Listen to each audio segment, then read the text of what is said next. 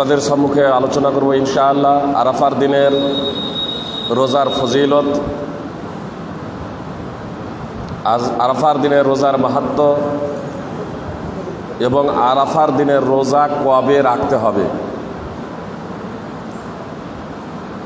আবু কাতাদা রাদিয়াল্লাহু তাআলা আনহু সূত্রে বর্ণিত, রাসূলুল্লাহ সাল্লাল্লাহু আলাইহি সাল্লাম বলেছেন,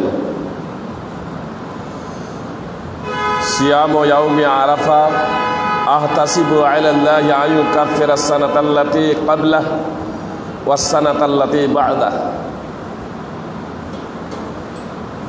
আরাফার দিনের রোজা প্রসঙ্গে রাসূল সাল্লাল্লাহু আলাইহি সাল্লাম বলছেন যে আরাফার দিনের রোজা আমি আশা করি আল্লাহ তাআলার নিকটে যে তিনি এই আরাফার দিনের রোজা রাখার মাধ্যমে বিগত 1 বছরের গুনাহ মিটিয়ে দেবেন এবং পরবর্তী 1 বছরের গুনাহ মিটিয়ে দেবেন।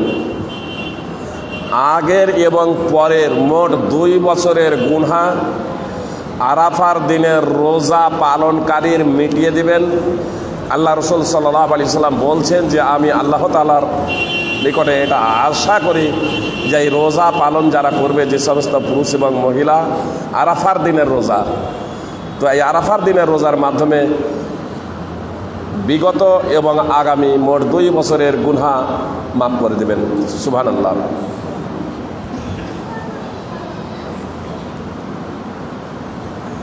আপনাদের সম্মুখে যে হাদিস পরিবেশন করলাম, মুহাদ্দিসিন কেরাম এবং সালাফদের মাঝে এই হাদিস প্রসঙ্গে কোনো দ্বিমত নেই। এর মাহাত্ম্য এবং ফজিলত সম্পর্কে সকলেই ঐক্যমত পোষণ করেছেন। এই হাদিস সহিহ মুসলিম হাদিস নম্বর 1162।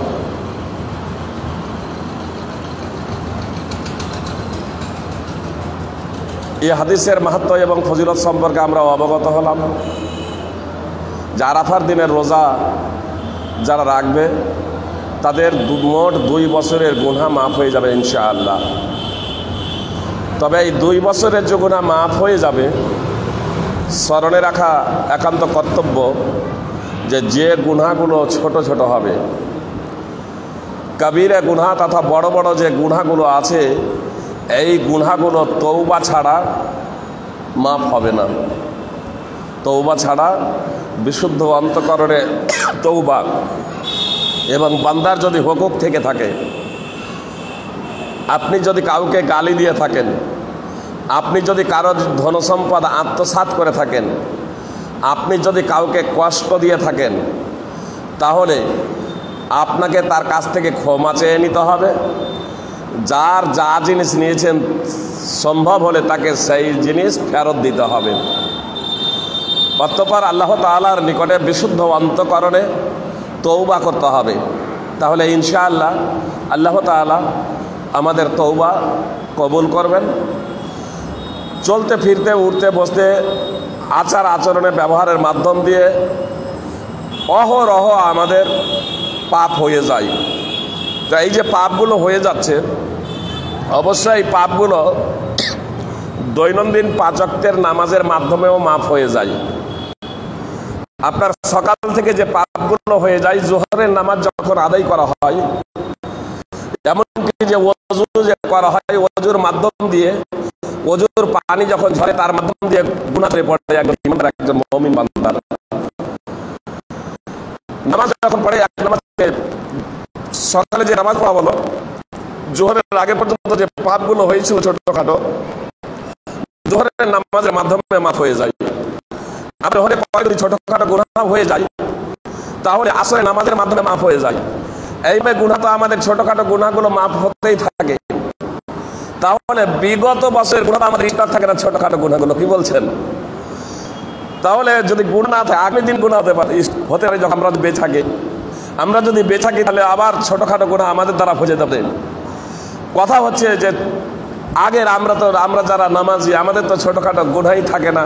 এক নামাজ থেকে আরেক নামাজের মধ্যে যে গুনাহগুলো হয়, আমরা যখন অধ্যয়ন করি, সেই নামাজের মাধ্যম দিয়ে সেই সমস্ত গুনাহগুলো মাফ হয়ে যায়। আল্লাহ তাআলা পবিত্র কোরআনে বলছেন, ইন্নাল হাসানাতা ইউযহিবনাস সাইয়্যাত, নিশ্চয় নেকি সমূহ পাপগুলোকে নিয়ে যায়, নেকি সমূহ পাপগুলোকে নিয়ে যায়, পাপগুলোকে মিটিয়ে দেয়।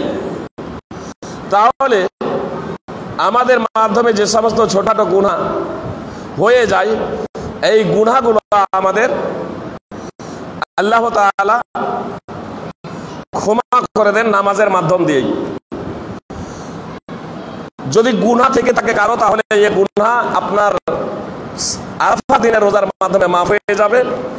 আর যদি কারো যদি গুনাহ যদি না থাকে, তাহলে তার মর্যাদা বৃদ্ধি হবে, তার মর্যাদা বৃদ্ধি হবে, তাহলে তার নেকি সঞ্চিত হবে। বড় গুনাহগুলো এর মাধ্যমে আমাদের হালকা হয়ে যাবে। আল্লাহ তাআলা ইচ্ছা করলে সেই সব গুনাহগুলো আল্লাহ তাআলা আমাদের মাফ করে দিতে পারেন, আমরা যদি একাগ্র চিত্তে বিশুদ্ধ অন্তঃকরণে প্রকৃতি আমরা যদি নিজেদের জীবনে পরিবর্তন নিয়ে আসি ইনশাআল্লাহ। আল্লাহ তাআলা স্পষ্টভাবে বলছেন, ইন্নাল হাসানাতি ইউযহিবনা সাইয়্যাত, নিশ্চয় ভালো কাজ মন্দ কাজ মিটিয়ে দেয়। সূরা হুদ 13 নম্বর সূরার 114 নম্বর আয়াত। এখন কথা হচ্ছে, আরাফার দিনের রোজা ফজিলত এবং মাহাত্ম্য সম্পর্কে আমরা অবগত হলাম, কিন্তু আরাফার দিনের রোজাটা কবে রাখতে হবে?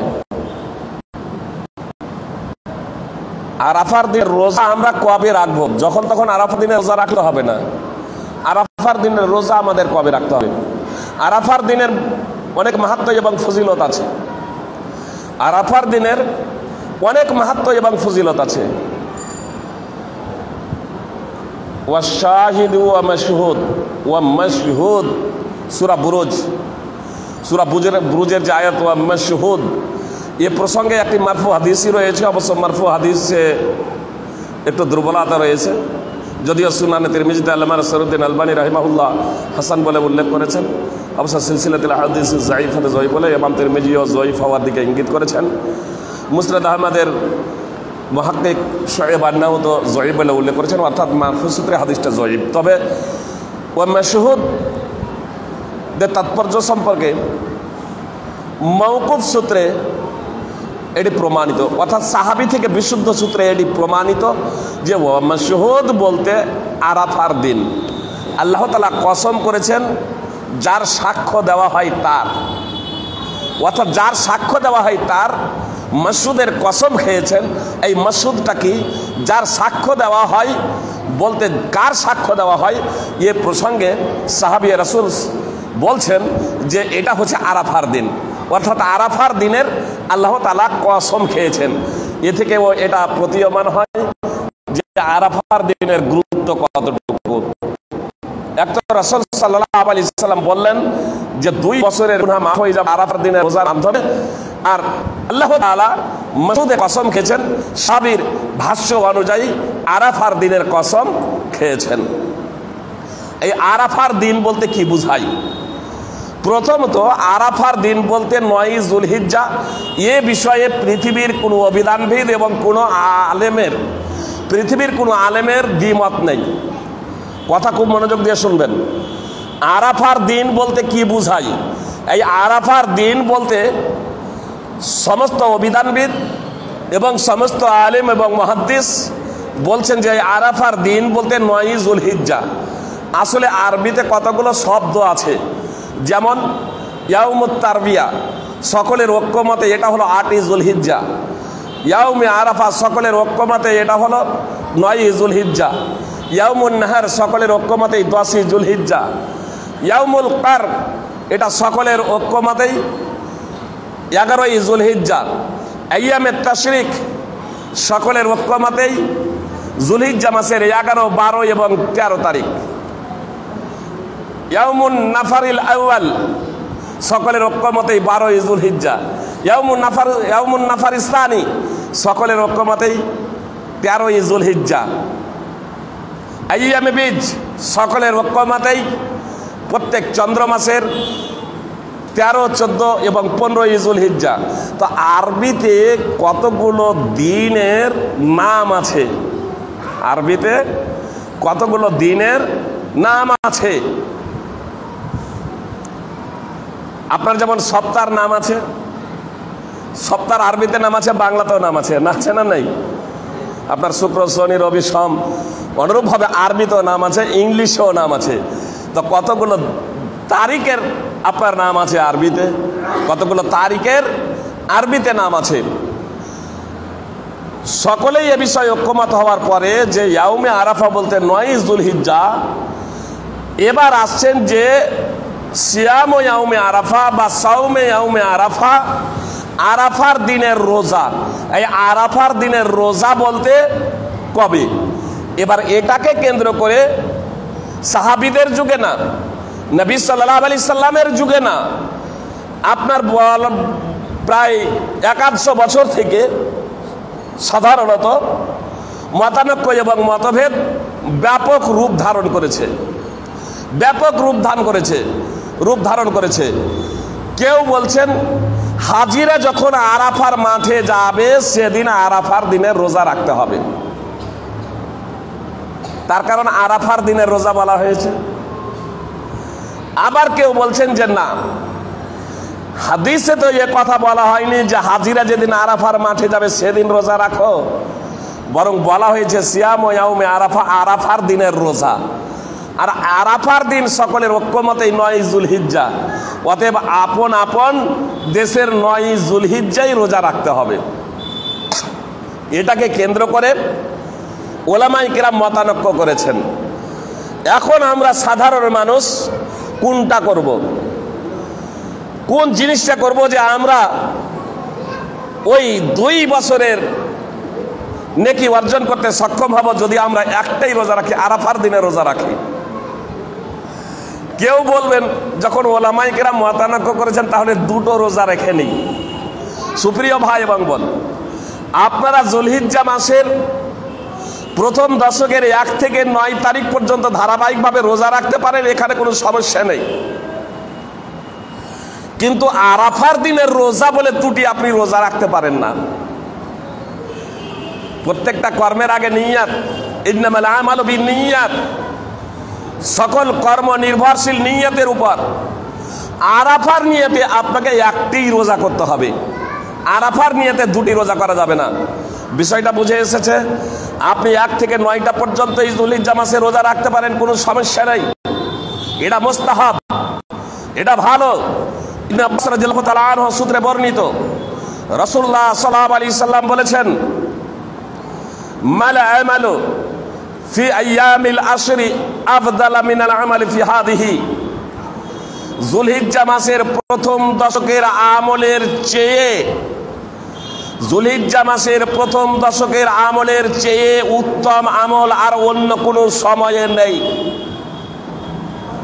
সাহাবায়ে কেরাম প্রশ্ন করলেন রাসূল সাল্লাল্লাহু আলাইহি সাল্লামকে, ওয়ালাল জিহাদ, আল্লাহ রাসূল সাল্লাল্লাহু আলাইহি সাল্লাম জিহাদও কি উত্তম নয়? যুলহিজ্জা মাসের প্রথম দশকের থেকে যদি অন্য সময় জিহাদ করা হয় তাহলে এই জিহাদটাও কি উত্তম হবে না? নবী সাল্লাল্লাহু আলাইহি সাল্লাম বলেন, ওয়ালাল জিহাদ, জিহাদ নয়, ইল্লা রাজুলুন খারাজা ইউকাতিলু বিনফসিহি ওয়া মালিহি ফালাম ইয়ারজি বিশাই। তবে কোনো ব্যক্তি বের হলো, নিজের জান এবং মাল নিয়ে, নিজের জীবন এবং সম্পদ নিয়ে, শহীদ হয়ে গেল, তার ব্যাপারটি স্বতন্ত্র, তার ফজিলত মর্যাদা অনেক বেশি। কিন্তু যে ব্যক্তি জিহাদের ময়দানে অন্য সময়ে গেল আর জিহাদের ময়দান থেকে নিজের জীবন নিয়ে ফিরে এলো, তাহলে সেই ব্যক্তির থেকে উত্তম হচ্ছে যুলহিজ্জা মাসের প্রথম দশকের আমল। সহিহ বুখারী হাদিস নম্বর 969 এবং সুনানে তিরমিজি হাদিস নম্বর 957।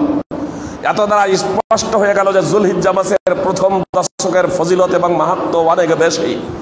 আমরা জানি যে রমাদানের শেষ দশকের ফজিলত অনেক বেশি, তাই না? সেই শেষ দশকে একটা রাত আছে যা 1000 মাস অপেক্ষা উত্তম। লাইলাতুল কদরে মর্যাদাময় রজনীতে যদি 1 রাত্রি ইবাদত করা হয় আর অন্য সময়ে যদি 1000 মাস ইবাদত করা হয়, তাহলে তার চেয়েও বেশি ইবাদত এই লাইলাতুল কদরের মাহাত্ম্য এবং মর্যাদা। আর সেটা হলো রমাদান মাসের শেষ দশকে। আর এ হাদিসে বলা হচ্ছে যুলহিজ্জা মাসের প্রথম দশকে। উভয় কোরআনের আয়াত এবং হাদিস সমূহকে সামনে রেখে শাইখুল ইসলাম ইবনে তাইমিয়া রাহিমাহুল্লাহ সহ উলামায়ে কেরাম বলেছেন যে তাৎপর্য হলো যে রাতের ফজিলত যদি বলা হয়, সারা বছরের মধ্যে রাতের ফজিলত যদি বলা হয়, তাহলে সেই রাতটি হলো লাইলাতুল কদর, লাইলাতে মুবারাকা, মর্যাদাময় রজনী, পবিত্র রাত, যে রাতে আল্লাহ তাআলা পবিত্র কোরআন অবতীর্ণ করেছিলেন লাউহে মাহফুজ থেকে সামায়ে দরিয়ায়। লাইলাতুল কদর, মর্যাদাময় রজনী, বরকতময় রজনী, এই রাতটি হলো রাতের দিক থেকে শ্রেষ্ঠতম রাত। আর দিনের ব্যাপারে যদি বলা হয়, তাহলে দিনের মধ্যে হলো আপনার এই যুলহিজ্জা মাসের প্রথম দশক।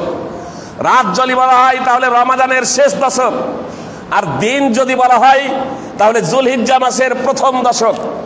এখন এই যুলহিজ্জা মাসের প্রথম দশকের মধ্যে শ্রেষ্ঠতম দিন কোনটি জানা আছে?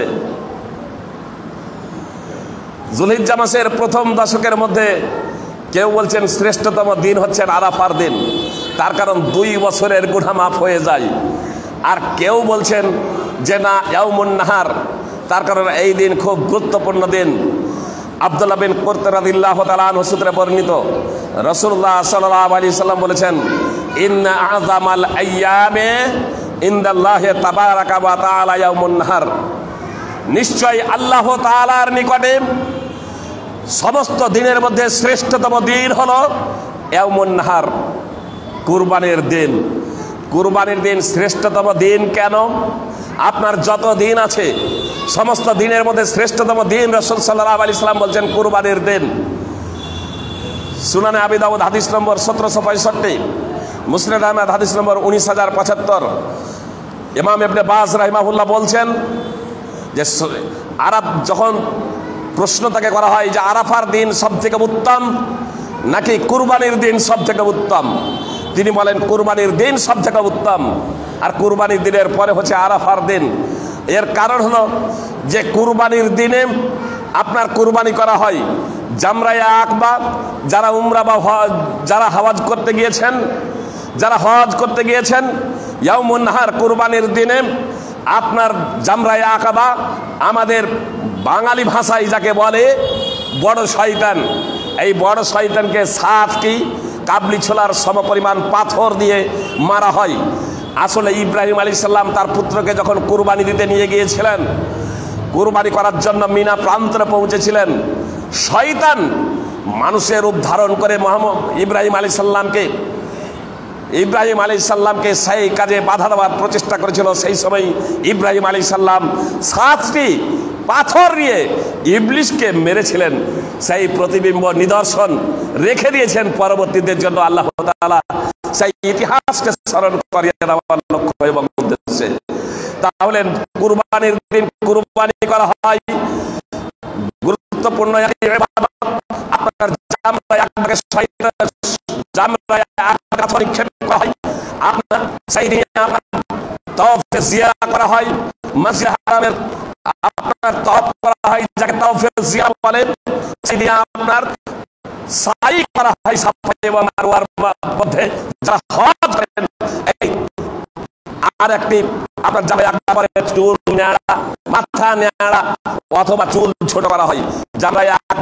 জামরায়ে আকবায় কঙ্কর নিক্ষেপ, আপনার মাথা কুরবানি করা, তারপরে মাথা নেড়া বা চুল ছোট করা, তারপরে তাওয়াফে জিয়ারা মসজিদ হারামের, তারপরে সাই এবং মারওয়ার মাধ্যমে সাই, এই 5টা কাজ হয় আপনার ইয়াউমুন নাহার কুরবানির দিনে। এজন্য এই কুরবানির দিনের মাহাত্ম্য এবং ফজিলত হচ্ছে অনেক বেশি। আমি আপনাদের সম্মুখে আলোচনা করছি সিয়াম ইয়াউমে আরাফা প্রসঙ্গে, যে আরাফার দিনের রোজা, এই আরাফার দিনের রোজাটা আমরা কবে রাখবো এ প্রসঙ্গে আপনারা কথায় একটু মনোযোগ শুনেন, আপনাদের কাছে বিষয়টি ইনশাআল্লাহ স্পষ্ট হয়ে যাবে। আল্লাহ তাআলা পবিত্র কোরআনে বলছেন, ইয়াসআলুনাকা আনিল মাহিল্লাহ কুল হিয়া মাওয়াকিতু লিন-নাসি ওয়াল হজ। মুহাম্মদ সাল্লাল্লাহু আলাইহি সাল্লাম, আপনাকে লোকেরা প্রশ্ন করে। সাহাবায়ে কেরাম মুহাম্মদ সাল্লাল্লাহু আলাইহি সাল্লামকে খুব কমই প্রশ্ন করেছেন, খুব কম প্রশ্ন করেছেন। আল্লাহ তাআলা বলছেন মুহাম্মদ সাল্লাল্লাহু আলাইহি ওয়াসাল্লাম আপনাকে লোকেরা প্রশ্ন করে, তো আল্লাহ তাআলা জবাব শিখিয়ে দিচ্ছেন। লোকেরা যে প্রশ্ন করছে সেই প্রশ্নের জবাব আল্লাহ তাআলা মুহাম্মদ সাল্লাল্লাহু আলাইহি ওয়াসাল্লামকে শিখিয়ে দিচ্ছেন। আপনি বলে দিন, লোকেরা প্রশ্ন করে নতুন চাঁদ সমূহ সম্পর্কে, যে এই যে নতুন সব চাঁদ, চাঁদের কমা বাড়া, এই নতুন চাঁদ সমূহ এগুলো কেন হচ্ছে, চাঁদের কমা বাড়া কেন হচ্ছে? তো আল্লাহ তাআলা মুহাম্মদ সাল্লাল্লাহু আলাইহি ওয়াসাল্লামকে জবাব শিখিয়ে দিচ্ছেন যে আপনি বলে দিন, চাঁদের নতুন যে চাঁদ, চাঁদের যে কমা বাড়া, এটা হচ্ছে মানুষের এবং হজের জন্য সময় নির্ধারণ। মানুষেরা, লোকেরা এই চাঁদকে কেন্দ্র করে সময় নির্ধারণ করবে এবং হজ করবে। সময় নির্ধারণ, চাঁদকে করা হলো সময় নির্ধারণ এবং হজের জন্য। সূরা বাকারা 2 নম্বর সূরার 189 নম্বর আয়াত, সূরা ইউনূস 10 নম্বর সূরার 5 নম্বর আয়াতে বলছেন আল্লাহ তাআলা, লিতাআলামু আদাদাস সিনিন ওয়াল হিসাব, যাতে তোমরা জানতে পারো বছরের গণনা এবং হিসাব, যাতে তোমরা জানতে পারো বছরের গণনা এবং সময়ের হিসাব। কতগুলো ইবাদত আছে সূর্যকে কেন্দ্র করে, আপনাদের জানা আছে সেই সমস্ত ইবাদতগুলো কি? একটা উদাহরণস্বরূপ, একটা সূর্যকে কেন্দ্র করে কি ইবাদত আছে? আমি যদি বলে যাই, শুধু আপনারা না বলেন তাহলে তো মনে থাকবে না, স্মরণে থাকবে না। কি বলছেন, শুনেননি কখনো? সূর্যকে কেন্দ্র করে আমরা কি ইবাদত করি? যে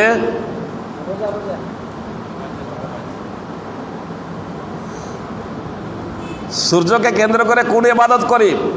5 ওয়াক্তের যে নামাজ পড়ছি, এই নামাজটা কি কে কেন্দ্র করে? 5 ওয়াক্তের নামাজ পড়ছি না, সূর্যকে কেন্দ্র করে। নামাজ আমাদের সূর্যকে কেন্দ্র করে।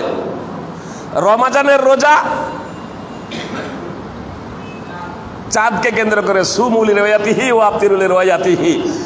আপনার শাবান মাস শেষের দিকে পশ্চিম আকাশে তাকাচ্ছেন চাঁদ উঠেছে কিনা, যদি 29শে শাবানের পরে চাঁদ যদি উঠে যায় তাহলে এবার রোজা রাখছেন না? রাখছেন না। আপনার আবার যখন শাওয়ালের চাঁদ উঠছে 29শে রমাদানে তাকাচ্ছেন পশ্চিম আকাশে, যদি মেঘের কারণে চাঁদ দেখা না যায় বা সাধারণভাবেই আকাশ পরিষ্কার চাঁদ দেখা না যায়, তাহলে আপনার 30 শাবান পূর্ণ করে তারপরে তখন আপনার ঈদুল ফিতরের আপনার রোজা আমরা রাখছি, তাই না? তাহলে আমরা রোজা রাখি কতগুলো? রমজান মাসে রোজা চাঁদকে কেন্দ্র করেন, 5 ওয়াক্তের নামাজ সূর্যকে কেন্দ্র করেন। কতগুলো রোজা আছে বারকে কেন্দ্র করে জানেন? সোমবার এবং বৃহস্পতিবার। মুহাম্মদ সাল্লাল্লাহু আলাইহি ওয়াসাল্লাম প্রত্যেক বৃহস্পতিবার এবং সোমবারে রোজা রাখতেন। যখন মুহাম্মদ সাল্লাল্লাহু আলাইহি ওয়াসাল্লামকে প্রত্যেক সোমবার এবং বৃহস্পতিবার রোজা রাখার কারণ জিজ্ঞেস করা হলো, তখন মুহাম্মদ সাল্লাল্লাহু আলাইহি ওয়াসাল্লাম বললেন যে আল্লাহ তাআলার নিকটে সোমবার এবং বৃহস্পতিবার আমল পেশ করা হয়।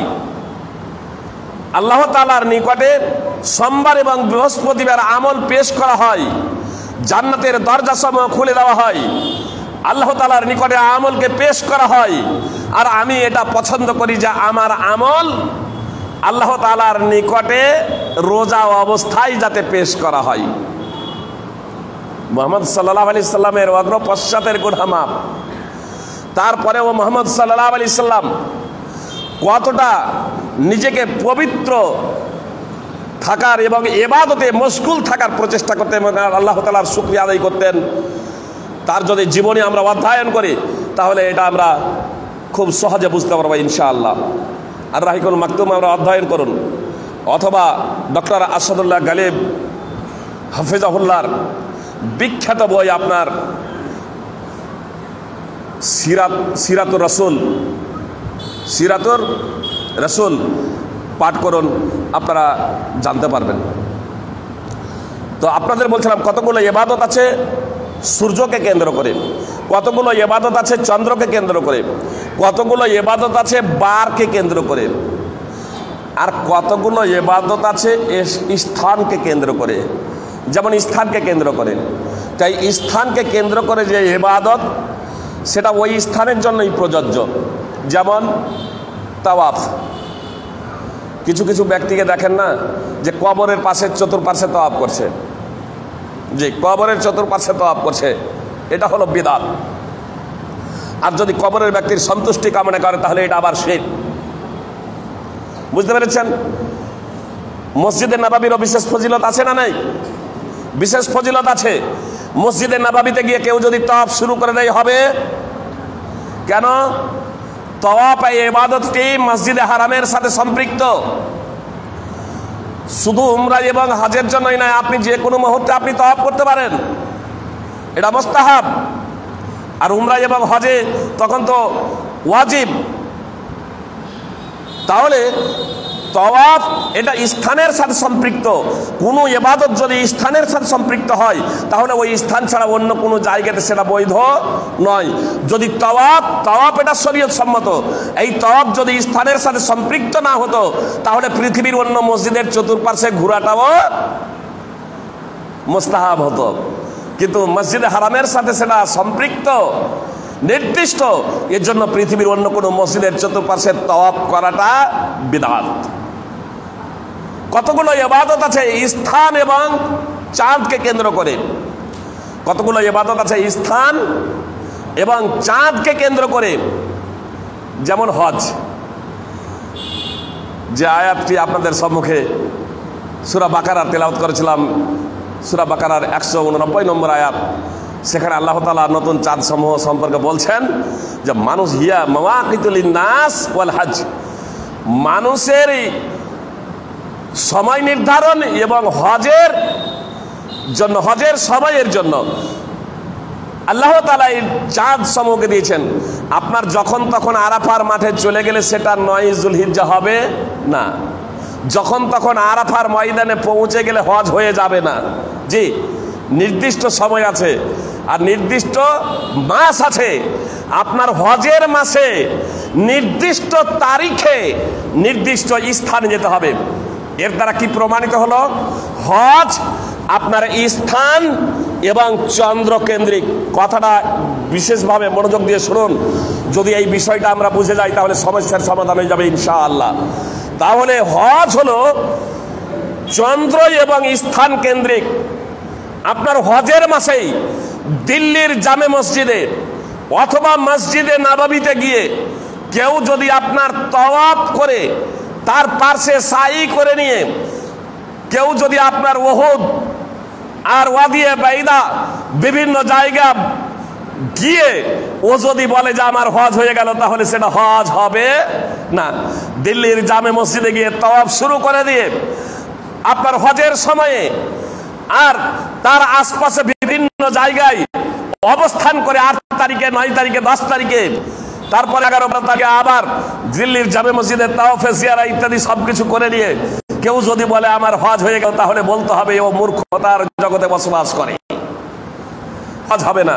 তার কারণ হজ হওয়ার জন্য নির্দিষ্ট স্থান এবং নির্দিষ্ট সময় প্রয়োজন। এখন বলুন যে আরাফার দিনের রোজাটা সূর্যের সাথে সম্পৃক্ত না চন্দ্রের সাথে সম্পৃক্ত, না স্থানের সাথে সম্পৃক্ত, না স্থান এবং চন্দ্রের সাথে সম্পৃক্ত, না বারের সাথে সম্পৃক্ত? তো আরাফার দিনের রোজা প্রথম নম্বর কথা হচ্ছে সূর্যের সাথে এটা সম্পৃক্ত নয়। ক্লিয়ার? আরাফার দিনের রোজা বারের সাথে সম্পৃক্ত নয়। যদি বারের সাথে সম্পৃক্ত হতো তাহলে একই দিনে হতো প্রত্যেকবারে, যেমন সোমবার এবং বৃহস্পতিবারের রোজা। যেখানে যে দেশে যখন সোমবার বৃহস্পতিবার, তখন সেই দেশে সোমবার বৃহস্পতিবারের রোজা। বুঝতে পেরেছেন? তাহলে এটা বারের সাথেও নয়, এটাকে স্থানের সাথে সম্পৃক্ত। যদি এটা স্থানের সাথে সম্পৃক্ত হতো তাহলে আরাফার ময়দান ছাড়া পৃথিবীর অন্য কোথাও এটা বৈধ হতো না।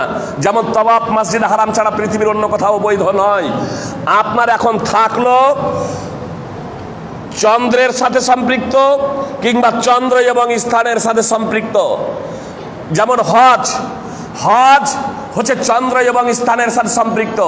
এর জন্য আপনার নির্দিষ্ট স্থান আপনার আরাফা, মুজদালিফা, মিনা এবং মক্কা। এত ব্যতীত আপনার হজ সম্পাদন সম্ভব নয়। চন্দ্র মাসে, হজের মাসে, নির্ধারিত সময়ে, নির্ধারিত স্থানে আপনাকে হজ সম্পাদন করতে হবে, নির্ধারিত পদ্ধতিতে। অন্য কোনো পদ্ধতিতে, অন্য কোনো স্থানে, অন্য কোনো সময়ে হজ কেউ করে সেটা হজ বলে গণ্য হবে না। এ বিষয়ে কারো কোনো দ্বিমত নেই। এখন এই আরাফার দিনের রোজা স্থান এবং চন্দ্রের সাথে যদি সম্পৃক্ত হয়, যে স্থান এবং চন্দ্রের সাথে 9 যুলহিজ্জা আরাফার মাঠে, তবুও আপনার 9 যুলহিজ্জা আরাফার মাঠ ছাড়া অন্য কোনো জায়গাতে এটা বৈধ হবে না।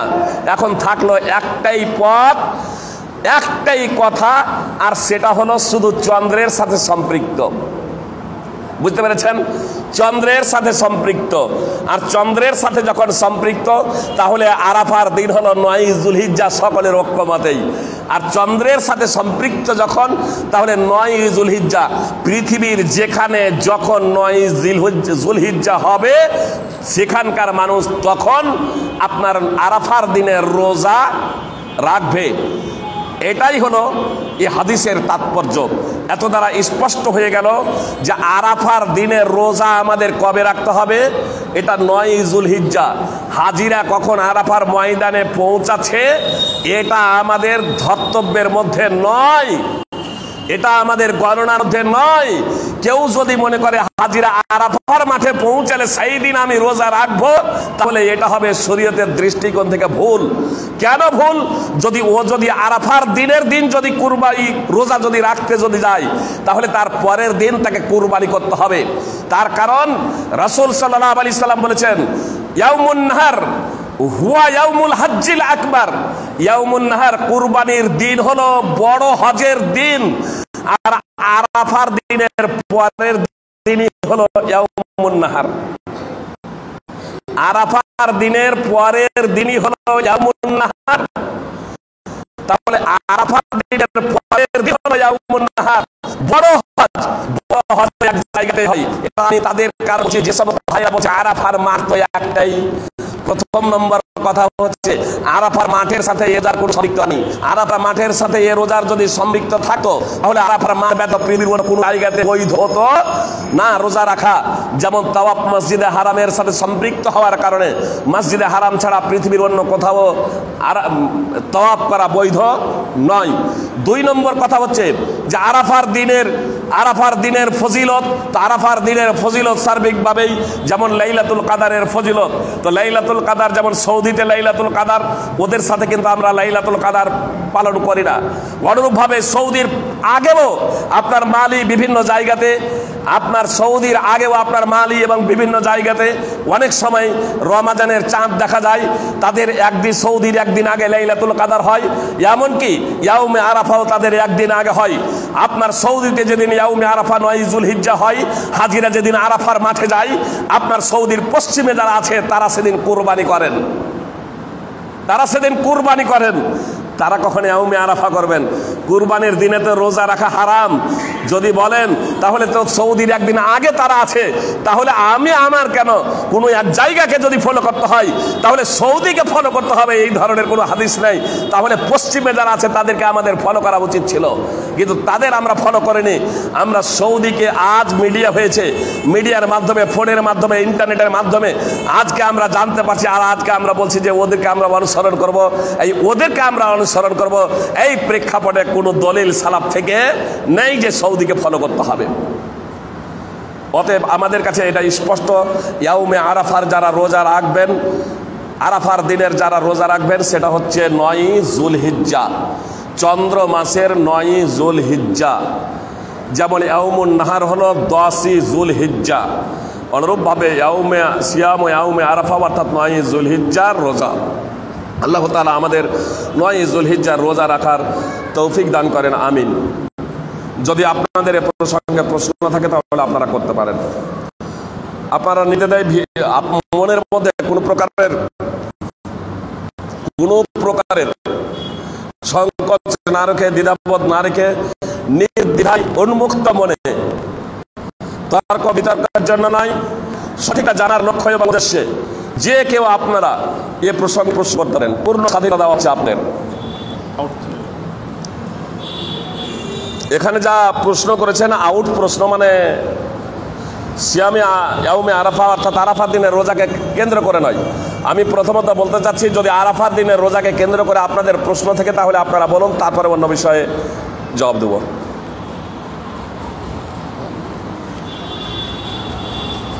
আপনাদের কাছে যদি এখনো স্পষ্ট না হয় তাহলে স্পষ্ট করবো, আর যদি স্পষ্ট হয়ে যায় তাহলে কোনো সমস্যা নেই। আরাফার দিনের রোজা কবে রাখতে হবে? 9 যুলহিজ্জা। এটা আমাদের না পশ্চিমাদের? আমাদের।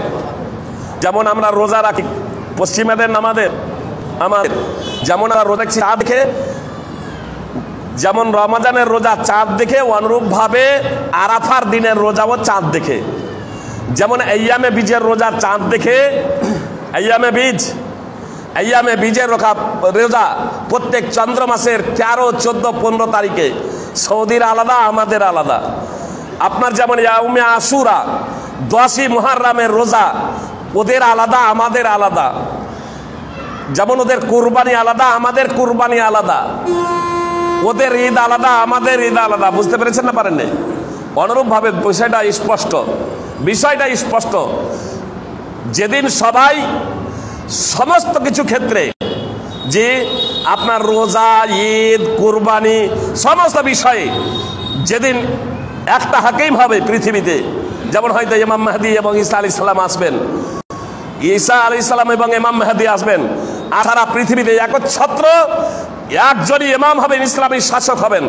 আর তারা যখন নির্দেশ দিয়ে দিবেন কোনো একটা জায়গার চাঁদকে কেন্দ্র করে, যে অমুক জায়গায় চাঁদ দেখা গিয়েছে, রোজা রাখার নির্দেশ দেবে, তখন আমরা স্থান পাত্র কাল ভেদে নয়, যাদের কাছে তখন বার্তা পৌঁছে যাবে, আমরা সবাই তখন একসাথে এক শাসকের ছত্র ছায় আমরা ঈদ, রোজা, কুরবানি ইত্যাদি পালন করব। আর যতক্ষণ পর্যন্ত সেটা না হচ্ছে ততক্ষণ পর্যন্ত যেমনভাবে আমরা ঈদ করি, যেমনভাবে আমরা রোজা রাখি, যেমনভাবে আমরা কুরবানি করি, অনুরূপভাবে আমরা আরাফার দিনের সিয়াম, আরাফার দিনের রোজা পালন করবো ইনশাআল্লাহ।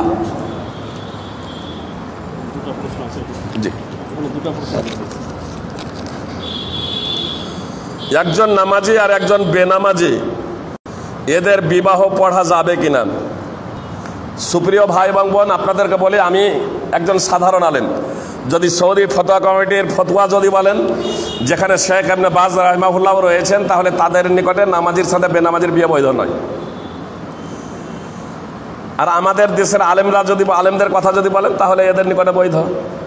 তবে আমি এতটুকু বলবো, সাধারণভাবে বাপ মা, ছেলে মেয়ে, যুবক যুবতী সকলকেই বলবো, বাপ মা যারা আছেন তারাও, যুবক যুবতী যারা আছেন তারাও, আমি তো সাধারণভাবে বলি যে নামাজি যদি ছেলে যদি হন আর নামাজি মেয়ে যদি হন, তাহলে নামাজি মেয়ে যারা আছো তাদের বলতে চাই, দৃঢ় প্রতিজ্ঞাবদ্ধ হয়ে যাও, আজীবন কুমারিত্ব বরণ করব, কিন্তু বেনামাজিকে বিয়ে করব না। আর ছেলেরা যারা নামাজ পড়ছো, তারা এই নিয়ত করে নাও, দৃঢ় প্রতিজ্ঞা করে নাও, আজীবন আমরা কুমার থেকে যাব, অথচ আমরা বেনামাজি মেয়েকে বিয়ে করব না।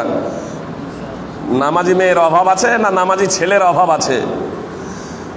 বাপ মা গার্জেনদের বলবো, আমাদের যদি নিয়তটা যদি পরিষ্কার যদি থাকে, আমাদের অন্তরটা যদি পরিষ্কার থাকে, বাস্তবিক আমাদের অন্তরে যদি আল্লাহর যদি ভয় থাকে, তাহলে নামাজি ছেলে পাবো, নামাজি মেয়ে পাবো, নামাজি ছেলে পাবো, নামাজি মেয়ে পাবো, এতে সন্দেহের কোনো অবকাশ নেই। ফরজ সালাতের পরে সবাই মিলে হাত তুলে দোয়া করা বেদাত। তবে ফরজ সালাতের পরে যে সুন্নাত থাকে, সুন্নাত শেষ করে আমি একাই দোয়া করতে পারবো কি? সাধারণভাবে ফরজ নামাজের পরে তো নয়, সুন্নাতের পরে রাসূল সাল্লাল্লাহু আলাইহি সাল্লাম দোয়া করেছেন সুন্নাত নামাজের পরে। এর প্রমাণেও সাধারণভাবে কোনো দলিল পাওয়া যায় না, বুঝতে পেরেছেন?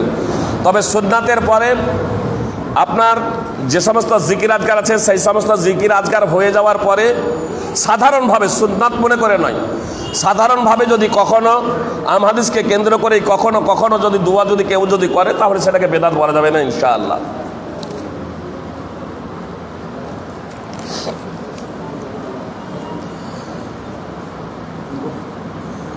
আসসালামু আলাইকুম। বেনামাজের কি জানাজা পড়া যাবে? ওয়ালাইকুম আসসালাম রহমতুল্লাহ।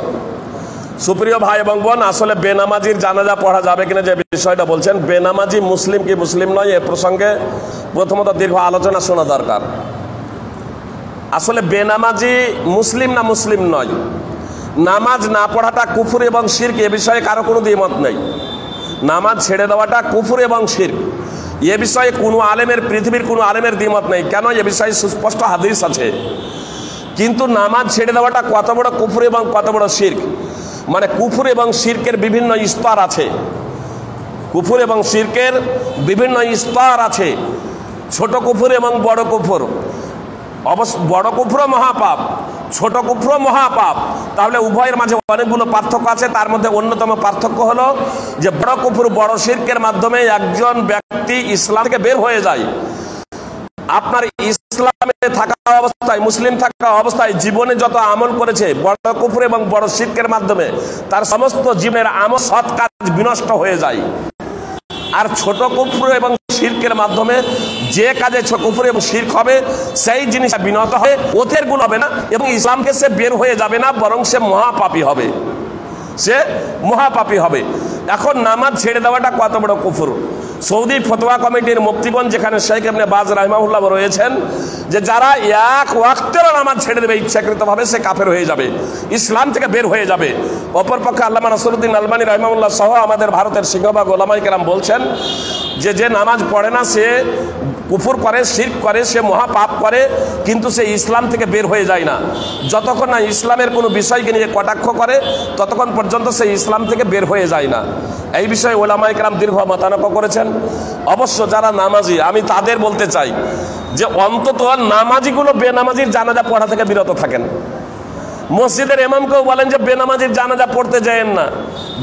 মসজিদের ইমাম মনে করেন যে বাধ্য, নিরুপায়, যদি মরল সর্দার এবং নামাজিরা তার পার্শ্বে না দাঁড়ান। বুঝতে পেরেছেন? এজন্য মসজিদের ইমামরা বাধ্য হয়ে যাচ্ছেন আজ, আপনারা মসজিদের ইমামের পার্শ্বে দাঁড়ান। কোনো ব্যক্তি যখন আত্মহত্যা করে তার জানাজার ব্যাপারে আমরা দ্বিধাবোধ করি না? অনেক নামাজি তার জানাজা পড়তে যায় না। কিন্তু জেনে রাখুন যে আত্মহত্যা করাও মহাপাপ, নামাজ না পড়াও মহাপাপ। কিন্তু আত্মহত্যা করা যত বড় পাপ, তার চেয়েও বড় পাপ হলো নামাজ না পড়া। আত্মহত্যা করা বড় পাপ, এটা আমরা জানি, এটা বুঝি, তার ভয়াবহ পরিণাম সম্পর্কে অবগত, এর জন্য আমরা সতর্ক। কিন্তু তার থেকেও যে বড় পাপ হলো নামাজ ছেড়ে দেওয়া, নামাজ না পড়া। আমার আপনার ছেলে মেয়ে নামাজ পড়ে না, এটা হয় কি করে? এজন্য যারা নামাজ পড়ে না তাদের ব্যাপারে কঠোরতা অবলম্বন করুন, নিজের অধীনে থাকলে শক্তি প্রয়োগ করুন। আমি তো আমার ওয়াইফকে বলেছি যে আমার 2 ছেলে 2 মেয়ে, আমি বলেছি আমার ওয়াইফকে যে আমি যদি জীবনে বেঁচে থাকি, আমার জীবনে বেঁচে থাকতে থাকতে ছেলে মেয়ের বিয়ে হয়, তাহলে ছেলে মেয়ের নামাজি হলে বেনামাজির সাথে বিয়ে দেবো না, আর বেনামাজি হলে নামাজির সাথে বিয়ে দেবো না। অবশ্য বেনামাজি থাকলে আমার বাড়িতে থাকারই স্থান দেবো না। আর আমি যদি মরে যাই তাহলেও আমার ছেলে মেয়ে নামাজ যে পড়বে, এদের কারো বিয়ে যাতে বেনামাজির সাথে না হয়। আর আলহামদুলিল্লাহ আমি কোনো বেনামাজির জানাজাতেও অংশগ্রহণ করি না, সে যে কেউ মারা যাক না কেন। যে বেনামাজির জানাজা পড়াটা হলো ফারজে কিফায়া। কিছু মানুষ পড়লেই হয়ে যাবে। কি বলছেন? কিছু মানুষ পড়লেই হয়ে যাবে। তো বেনামাজির এই পড়ুক না, বেনামাজির জানাজা যদি মুসলমান তারা ভাবছে, আর যদি কাফের হয়, কাফের জন্য যে ক্ষমা প্রার্থনা করা যাবে না? আল্লাহ কোরআনে নিষেধ করেছেন, নবীকে নিষেধ করেছেন, তো বেনামাজির জন্য ক্ষমা প্রার্থনা করবেন কেন? আর আমি তো এতটুকু ঘোষণা দিয়েছি, আমি বেনামাজির জানাজা পড়বো না। আমি ঈদের খুতবাতেও বলেছি, মসজিদের জুমার খুতবাতেও আমার এলাকায় বলে দিয়েছি, আমি যদি মারা যাই কোনো বেনামাজি আমার জানাজায় অংশগ্রহণ করবে না। বেনামাজির জানাজা পড়লে কি নেকি পাবো নাকি? ও তো নিজেই নেকি পাবে না, তো আমি কি নেকি পাবো? বেনামাজি জানাজার নামাজ পড়লে নেকি পাবে না ইনশাআল্লাহ।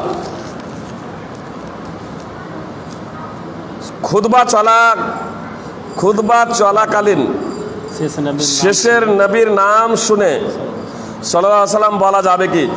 খুতবা চলাকালীন শেষের নবীর নাম শুনে, ও শেষ নবী, খুতবা চলাকালীন মুহাম্মদ সাল্লাল্লাহু আলাইহি সাল্লামের নাম শুনে দরুদ পড়া যাবে কিনা? খুতবার অবস্থায় হোক বা যে কোনো অবস্থায় হোক, মুহাম্মদ সাল্লাল্লাহু আলাইহি সাল্লামের নাম যখনই হবে ডাইরেক্ট মুহাম্মদ সাল্লাল্লাহু আলাইহি সাল্লাম বা নবী উল্লাহ সাল্লাল্লাহু আলাইহি সাল্লাম বা রাসূলুল্লাহ সাল্লাল্লাহু আলাইহি সাল্লাম, তখন শ্রোতাদেরও মনে মনে সাল্লাল্লাহু আলাইহি সাল্লাম বলতে হবে। বুঝতে পেরেছেন? ইমামের খুতবা চলাকালীনও কেউ যদি মসজিদে প্রবেশ করে তাহিয়াতুল মসজিদ হালকাভাবে পড়ে বসবে, আর মুহাম্মদ সাল্লাল্লাহু আলাইহি সাল্লামের নাম যতবার খতিব সাহেব নেবেন ততবার সাল্লাল্লাহু আলাইহি সাল্লাম মনে মনে বলবেন। তবে মুক্তাদিরা আপোষে সাধারণভাবে কথাবার্তা বলবেন না।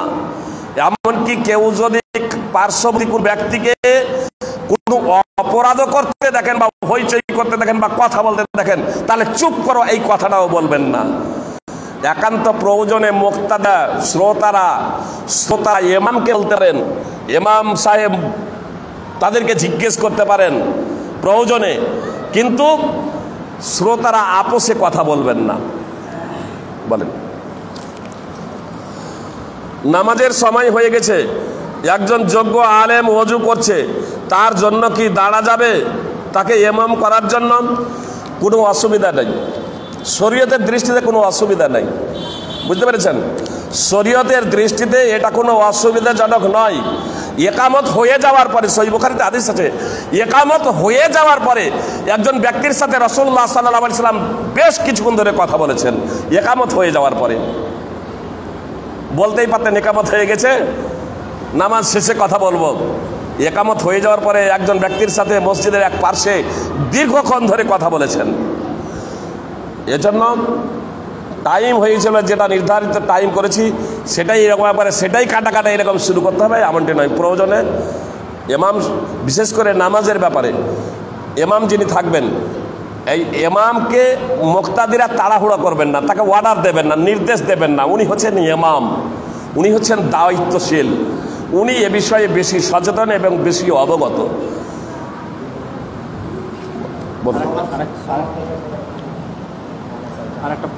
বলুন।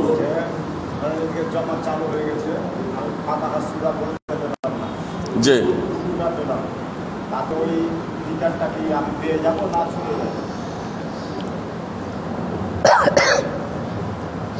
প্রশ্ন হচ্ছে জামাত শুরু হয়ে গেছে, মানে একজন ব্যক্তি আসছেন, মানে ইমাম রুকুতে যাচ্ছেন, উনি সূরা ফাতিহা পড়তে পারলেন না, রুকু পেলেন পূর্ণ, তাহলে এই ব্যক্তি কি সেটাকে রাকাত গণনা করবেন? এই বিষয়ে ডাইরেক্ট রাসূল সাল্লাল্লাহু আলাইহি সাল্লাম থেকে স্পষ্ট কোনো কিছু উল্লেখ নেই, যদিও উভয় প্রেক্ষাপটে দলিল সাব্যস্ত করার প্রচেষ্টা করেছেন। তবে সাহাবায়ে কেরাম থেকে এই বিষয়ে দলিল রয়েছে, অনেক সাহাবায়ে কেরাম সেটাকে রাকাত গণনা করেছেন। আবার আবু হুরায়রা রাদিয়াল্লাহু তাআলা আনহু বলছেন যে কিয়াম না পেলে সেটা রাকাত গণনা হবে না। এজন্য এই বিষয়ে বাড়াবাড়ি করার কোনো প্রয়োজন নেই। সাহাবায়ে কেরাম যেহেতু দুই দিকে এরকম গিয়েছেন, এটা হচ্ছে স্পেশাল একটা বিষয়। সৌদি ফতোয়া কমিটি এবং অধিকাংশ মাদানী এই কথাই বলেছেন যে রাকাত হয়ে যাবে। কেউ যদি অপরপক্ষে ইমাম বুখারী সহ ওবায়দুল্লাহ মুবারাকপুরী, আব্দুর রহমান মুবারাকপুরী প্রমুখগণ বলেছেন যে ঘুরিয়ে পড়তে হবে। এজন্য কেউ যদি রাকাত গণনা করেন তাহলে গণনা করতে পারেন, যেমন সাহাবায়ে কেরাম রাদিয়াল্লাহু তাআলা আনহুম থেকে এ বিষয়ে হাদিস রয়েছে, ইনশাল্লাহ তার নামাজ হয়ে যাবে। আর যদি কেউ বলেন যে আমি পুনরায় ঘুরিয়ে পড়বো, সেটা ঘুরিয়ে পড়তে পারেন, যেমন ইমাম বুখারী রাহিমাহুল্লাহ প্রমুখগণ বলেছেন, আল্লাহু আলাম। তবে একটা বিষয় এখানে আমাদের সতর্ক থাকা দরকার, বিশেষ করে তাকবীরে তাহরিমা, এটা হলো রুকুন। ইমাম সাহেব রুকুতে আছেন বলে আল্লাহু আকবার বলে আপনার আল্লাহু আকবার বলে ডাইরেক্ট রুকুতে চলে যাবেন না। বুঝতে পেরেছেন? তাকবীরে তাহরিমার স্থান হলো কিয়াম, অর্থাৎ দাঁড়ানো অবস্থায় আগে আল্লাহু আকবার পূর্ণরূপে বলুন, তারপরে রুকুতে যান। এবার রুকুতে যাওয়ার দুটো পদ্ধতি। এই অবস্থাতে যেখানে ইমাম আগেই যেখানে রুকুতে চলে গিয়েছেন, যে আল্লাহু আকবার দাঁড়িয়ে বলার পরে নেওয়ার পরে আপনি আবার আল্লাহু আকবার বলে রুকুতে যাবেন, এটা হলো মুস্তাহাব। আর যদি ওই আল্লাহু আকবার বলার পরেই যদি রুকুতে চলে যান তাহলে এটা জায়েজ, যেতে পারে, তাই কোনো অসুবিধা নেই। বলেন। একটা প্রশ্ন করেছেন একজন, যে ওই তিনটার সময় নিষিদ্ধ সময় নামাজের ব্যাপারটা, যে কতক্ষণ আগে আমরা নফল নামাজটা পড়বো আর কতক্ষণ আগে পড়বো না। বিশেষ করে নামাজের তিনটা নিষিদ্ধ টাইম আছে: সূর্য উদিত হওয়া, সূর্য মাথার উপরে এবং সূর্য ডোবা। কতক্ষণ পর্যন্ত? প্রায় 10 থেকে 15 মিনিট। এর টাইম, নিষিদ্ধ টাইমের প্রায় 10 থেকে 15 মিনিট। এই টাইমে সাধারণভাবে নফল পড়া যাবে না। তবে ফজরের টাইমে কেউ যদি উঠছেন ঘুম থেকে, সেই সময় যখন আর মাত্র 10 মিনিট টাইম আছে, উজু করে দেখছেন যে এখনো 5 মিনিট টাইম আছে, সূর্য উদিত হওয়ার আগে আপনার 1 রাকাত আদায় সম্ভব যদি হয়ে যায়, অনুরূপভাবে আসরের নামাজ হয়তো ঘুমিয়েছিলেন, যখন জাগছেন তখন 10 মিনিট টাইম আছে, ওযু যখন করছেন তখন আর 5 মিনিট টাইম আছে, সূর্য ডুবার আগেও যদি 1 রাকাত আদায় করা সম্ভব হয়, তাহলে ওই ওয়াক্তের নামাজ তখন আপনি আদায় করতে পারবেন। বুঝতে পেরেছেন? সাধারণভাবে নফল নামাজ ওই টাইমে শুরু করা যাবে না। আর একটা নামাজে সাবাব কারণবশত নামাজ, যেমন তাহিয়াতুল মসজিদ। তো তাহিয়াতুল মসজিদ সব সময় ইজা দাখালা আহাদুকুম ফালা ইয়াজলিস ফালিয়ারকা রাকাতাইন।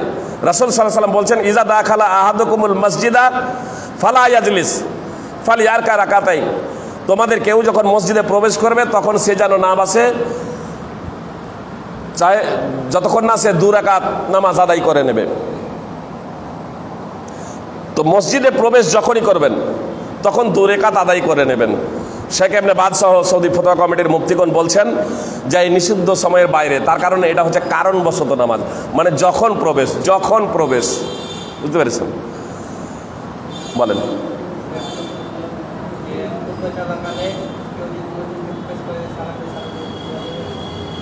মসজিদে খুতবা চলাকালীন কেউ যদি মসজিদে প্রবেশ করে তাহলে সালামের জবাব দেওয়া যাবে কিনা? যে সালামের জবাব দেওয়া যাবে মনে মনে। এমনকি নামাজে আছি, বাইরে থেকে কেউ সালাম দিয়ে দিলেন, নামাজের অবস্থাতেও সালামের জবাব দেওয়া যাবে। প্রথম দিকে তো ডাইরেক্ট মুখেই ওয়ালাইকুম আসসালাম ওয়া রাহমাতুল্লাহ মুখেই জোরে সালামের জবাব দিতেন নামাজ পড়তে। যখন এই আয়াত অবতীর্ণ হলো, ওয়াকুমু লিল্লাহি কানিতিন, সূরা বাকারার 238 নম্বর আয়াত, তখন নামাজে কথা বলা নিষেধ হয়ে গেল, আপনার সালাম কালাম ইত্যাদি সমস্ত কিছু নিষেধ। অবশ্য হাতের ইশারায় নামাজের মধ্যে সালামের জবাব দেওয়া যাবে। অর্থাৎ আমি নামাজ পড়ছি, বাইরে থেকে কেউ সালাম দিয়ে দিলেন, মুখে আর সালামের জবাব দেওয়া যাবে না, হাতের ইশারায়। বুঝতে পেরেছেন? হাতের ইশারায় সালামের জবাব দেওয়া যাবে। আর যখন আপনি খুতবার অবস্থা শুনছেন তখন তো সেটা আর নামাজ না, মনে মনে সালামের জবাব দেবেন। বলেন।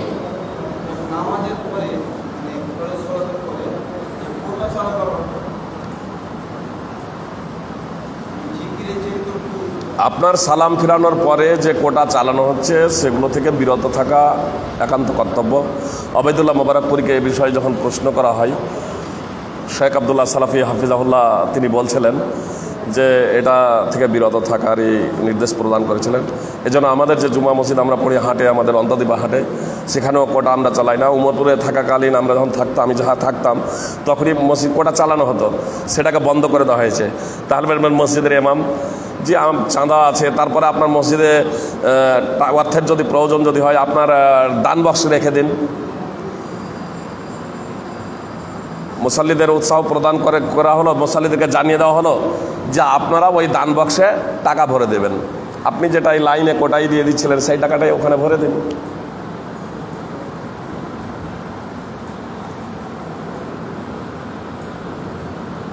বলেন। কারো কোনো প্রশ্ন আছে? বলুন। আউটই চলছে এতক্ষণ থেকে।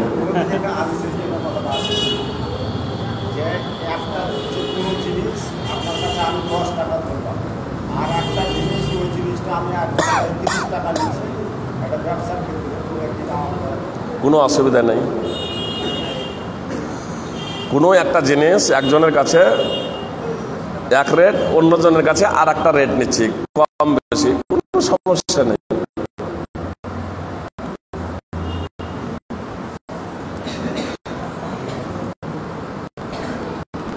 সে সদাই এবং আমার জিনিস 20 টাকা আমি 30 টাকা বিক্রি করতে পারি, কারো কাছে 32 টাকা আমি নিতে পারি, কারো কাছে আমি 25 টাকা নিতে পারি, কারো আবার সেই রেটে দিতে পারি, কাউকে আবার ফ্রিও দিতে পারি।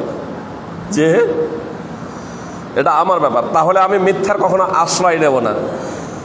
আপনার 20 টাকায় কিনে 30 টাকা যখন দাম বলছে 25 টাকা দেবেন, আরে আমার তো কিনেই আছে 25 টাকাতে, এ কথা বলবেন না। বলেন। কিছু মনে হয় নাই, শেষ। বলেন।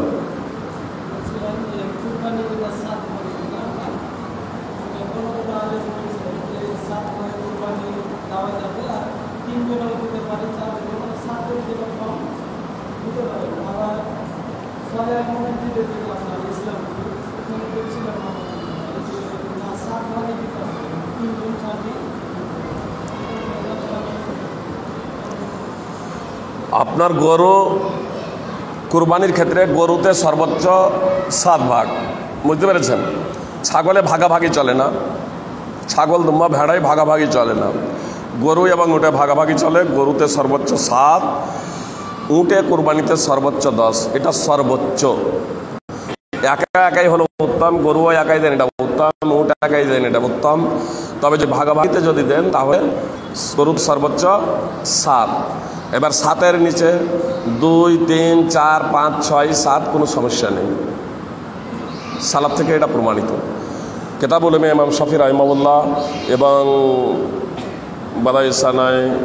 বাদাইসানায় প্রমুখ গ্রন্থে উল্লেখ করা হয়েছে যে কমে যদি করা যদি হয় 2 ভাগে, 3 ভাগে, 4 ভাগে, 5 ভাগে, তাহলে কোনো সমস্যা নেই। মানে 7-এর বেশি যাতে না হয় এবং কারো অংশ যাতে 7 ভাগের 1 ভাগের কম না হয়, বিষয়টা বুঝেন। 7 ভাগের 1 ভাগের কম যাতে না হয়। এখানে একটা বিষয় স্পষ্ট করে দিই, বাজারে গেলাম গরু কিনতে, মানে এই বিষয়ে কখনো কখনো শুনতে পাওয়া যায় যে 2টা গরু কিনে নিয়ে এসেছেন, একসাথে কিনে নিয়েছেন 14 জন মিলে। 7 জনে একটা গরু তো দেওয়া যায়, তো 2 জনে মানে 14 জন মিলে 2টা গরু কিনে নিয়েছেন। একটা গরুর দাম হচ্ছে 40,000, একটা গরুর দাম হচ্ছে 50,000। এই 40 এবং 50,000, এবার ওই 14 জন মিলে সমান সমান টাকা দিয়ে মাংস এবার সমান সমান ভাগ। সুপ্রিয় ভাই এবং বোন, 2টো গরুতে যখন 14 জন অংশগ্রহণ করলো তখন একটা গরুতে 7 ভাগের থেকে বেশি হলো না? মানে 14 ভাগ, 14 জন অংশগ্রহণ করেছে একটা গরুতে, এটা জায়েজ না। 8 জনই যেখানে বৈধ ছিল না সেখানে 14 জন কি করে হয়? জি, আপনার 7 জনই অংশগ্রহণ করেছে, একটা গরুতে 7 জন অংশগ্রহণ করেছে। কথা খুব মনোযোগ দিয়ে শুনুন। কিন্তু 5 জন নিয়েছে 5 ভাগ, আর 1 জন নিয়েছে 1.5 ভাগ, আর 1 জন নিয়েছে 1 ভাগের অর্ধেক। 7 হলো, 7 জন মিলে 7 হলো, কিন্তু 1 জনের অর্ধ ভাগ। এজন্য এটা বৈধ নয়। মানে কারো অংশ যাতে 7 ভাগের 1 ভাগের কম না হয়। বলেন। যে 3 জনে দিতে পারে কোনো অসুবিধা নেই। একটা গরু 3 জনে যদি দিব মনে করে কোনো সমস্যা নেই, 2 জনে দেবো মনে করলে কোনো সমস্যা নেই। যে জি 1জন মানুষ 2টো অংশ দিতে পারে, কোনো অসুবিধা নেই। মানে 1 অংশের যাতে কম না হয়। একটা গরুতে 7 অংশের মধ্যে 1 অংশ থেকে যাতে কারো অংশ কম না হয়। এবার 1.5 অংশ, 2 অংশ, 3 অংশ, কোনো সমস্যা নেই। একাই কোনো সমস্যাই নেই, কোনো দ্বিমত নেই। একাই গরু দিল, 1টা 2টো উত্তম। যে 7 ভাগ করতে হবে এটা জরুরি না, 7 ভাগ করতে হবে এটা জরুরি নয়। 7 ভাগটাই এটাও সুন্নাহ দ্বারা প্রমাণিত। কেউ যদি মনে করে আমি গোটাই দিতে পারবো না, 7 ভাগে দেব, তো সে দিতে পারে। তার জন্য রাসূল সাল্লাল্লাহু আলাইহি ওয়াসাল্লাম অনুমোদন দিয়েছেন। এটাকে অপরিহার্য করেননি যে যারা গরুতে অংশ নেবে, গরু যে কুরবানি দেবে তাদেরকে 7 ভাগ করতে হবে। বুঝতে পেরেছেন? রাসূল সাল্লাল্লাহু আলাইহি ওয়াসাল্লাম তার স্ত্রীদের পক্ষ থেকে গাভী কুরবানি করেছিলেন। হজে গিয়ে বিদায় হজ্জে রাসূল সাল্লাল্লাহু আলাইহি ওয়াসাল্লাম স্ত্রীদের পক্ষ থেকে একটা গাভী জবাই করেছিলেন।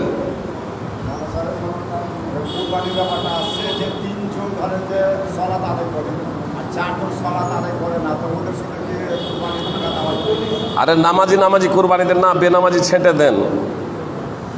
নামাজি কুরবানি দেন। আপনি 40,000-এ গরু কিনছিলেন, 20,000-এ কিনেন, প্রয়োজনে 10,000-এ কিনেন। বেনামাজিদের ছেড়ে দিন, নামাজিদের সাথে কুরবানি দিন। এমনকি সুদখোরের সাথেও আপনি কুরবানি দেওয়ার জন্য চেষ্টা করবেন না।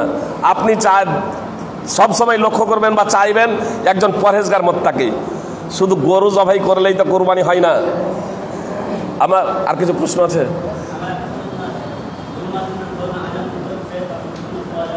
যে জুমার দিনে কেউ এমন সময় আসে যে সময় মুয়াজ্জিন আজান দিচ্ছেন, তাহলে উনি দাঁড়িয়ে থাকবেন না বসে যাবেন? দাঁড়িয়ে দাঁড়িয়ে আজানে জবাব দেবেন না বসে যাবেন না নামাজ শুরু করবেন? জুমার আজানের ক্ষেত্রে শুধু শুনেন কথাটা খুব মনোযোগ দিয়ে, যদি 5 ওয়াক্তের আজানের ক্ষেত্রে হয় আর আজান মুয়াজ্জিন দিচ্ছেন সেই সময় মসজিদে প্রবেশ করছেন, দাঁড়িয়ে থাকেন আজানের জবাব দিয়ে তারপরে বসবেন, তাহলে আপনি তার ফজিলতটাও পেয়ে যাবেন। বুঝতে পেরেছেন? কিন্তু কেউ যদি নামাজ শুরু করে দেন সেটা নাজায়েজ নয়। তাহলে আজানের জবাব দিয়ে দেন, দোয়া পড়ে নিয়ে তারপরে সুন্নাত শুরু করেন, যেহেতু টাইম আছে।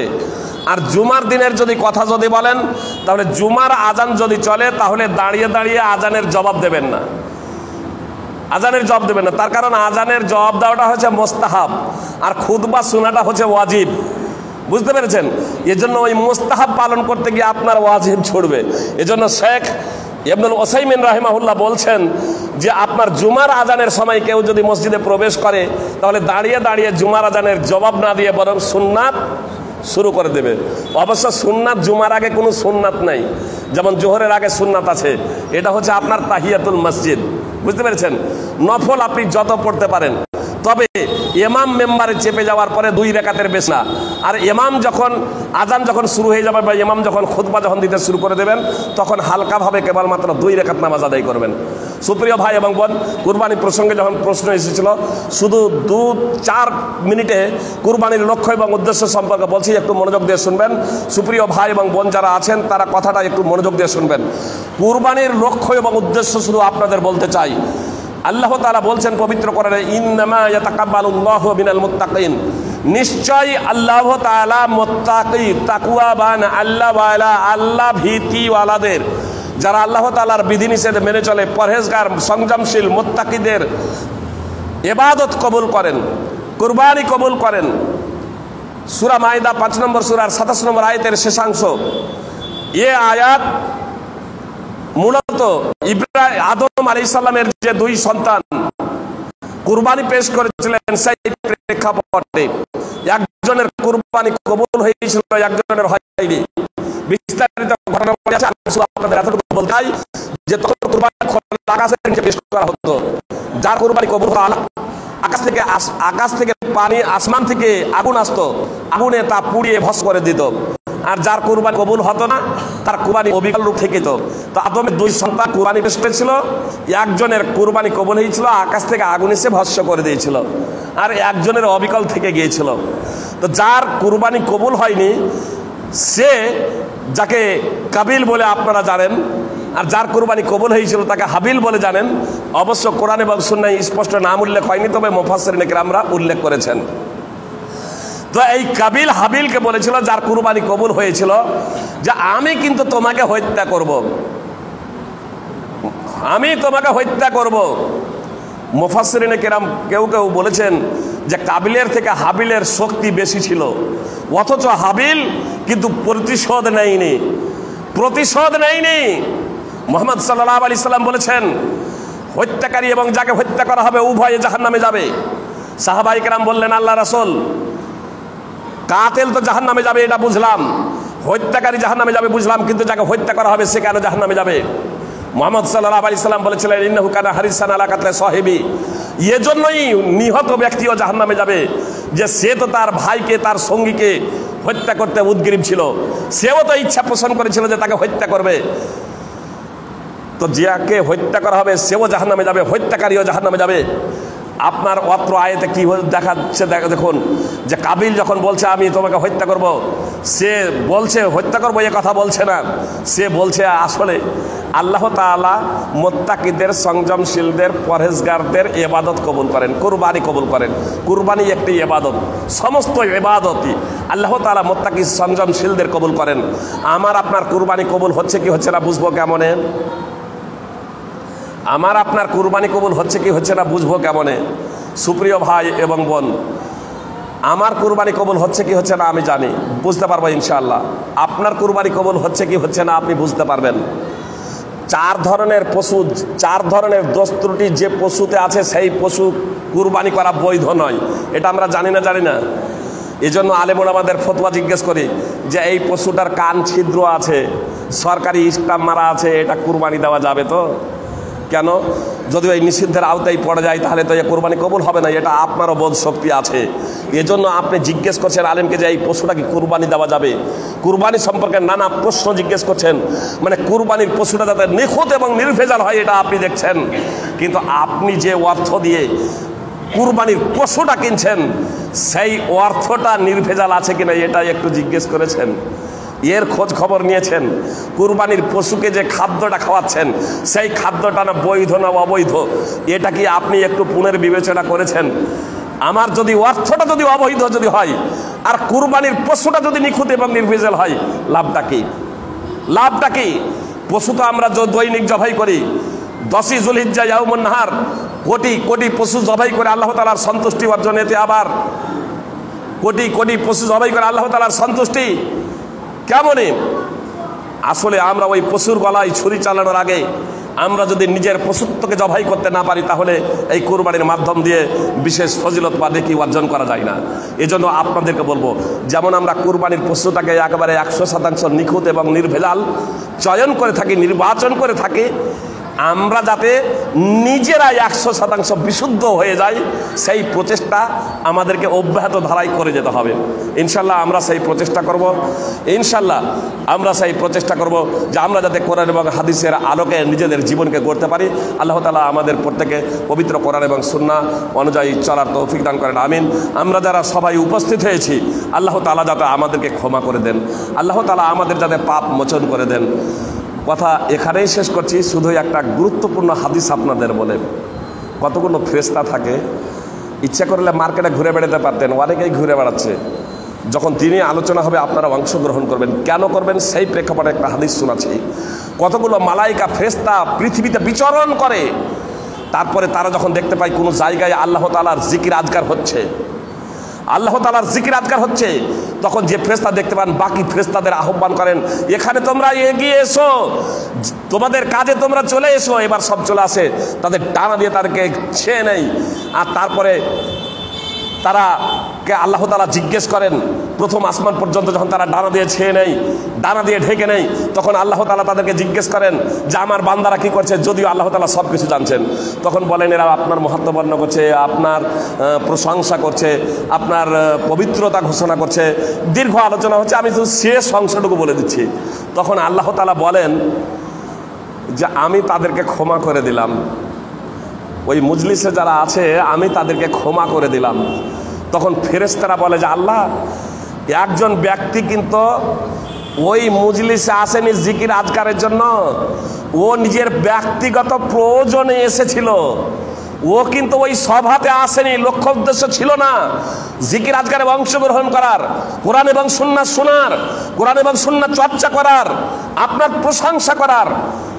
ও অন্য কাজে এসেছিল, ওই জায়গাতে অন্য কাজে এসেছিল। তো আল্লাহ তাআলা তখন বলবেন এই মজলিসে উপবেশনকারীরা হলো এমন উপবেশনকারী যে এই মজলিসে যারা বসবে তারা কেউ নিরাশ হবে না, তারা কেউ বঞ্চিত হবে না রহমত থেকে। এই সভার এতটা গুরুত্ব। সহিহ বুখারী হাদিস নম্বর 6408। আল্লাহ তাআলা আমাদের পাপগুলোকে যাতে মোচন করে দেয়, আমরা যাতে সেই সৌভাগ্যবান সভার কর্মী হতে পারি যাদের আল্লাহ তাআলা গুনাহকে ক্ষমা করে দেন, আমিন। আকুলু কাউলি হাযা আস্তাগফিরুল্লাহ লি ওয়া লাকুম মুসলিমিন।